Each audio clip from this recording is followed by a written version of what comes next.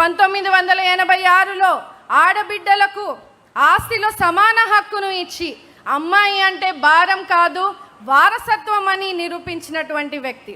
మహిళలకు ఆస్తిపై హక్కు అంటే కేవలం ఆస్తి కాదు, అది ఆమె గౌరవం, భద్రత, భవిష్యత్తుకు భరోసా. మహిళలను సమాన హక్కులతో ముందుకు తీసుకెళ్లిన గొప్ప ఆలోచన ఇది.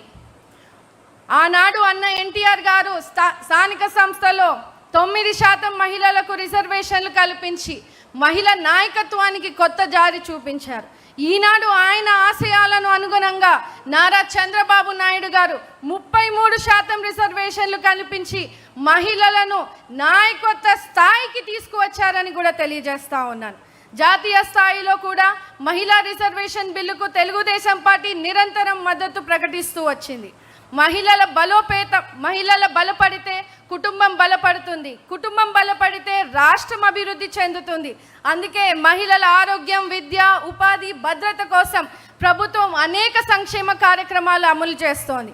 మహిళలను ఆధారపడే స్థితి నుంచి ఆధారంగా నిలిచే స్థాయికి తీసుకెళ్లడమే మన చంద్రన్న లక్ష్యం అని తెలియజేస్తా ఉన్నాం. ఆనాడు డ్వాక్రా సంఘాలు తీసుకొచ్చి ఈరోజు రాష్ట్ర వ్యాప్తంగా కూడా మహిళలు స్వయం సహాయక సంఘాలను ప్రోత్సహిస్తూ 12 లక్షల స్వయం సహాయక సంఘాలు, 1 కోటి మంది సభ్యులు, 20,000 కోట్ల రూపాయలతో పొదుపు, 35,000 కోట్ల రూపాయలతో బ్యాంకు రుణాలు, ఒక్కో సంఘానికి 20 లక్షల మేరకు అర్హత.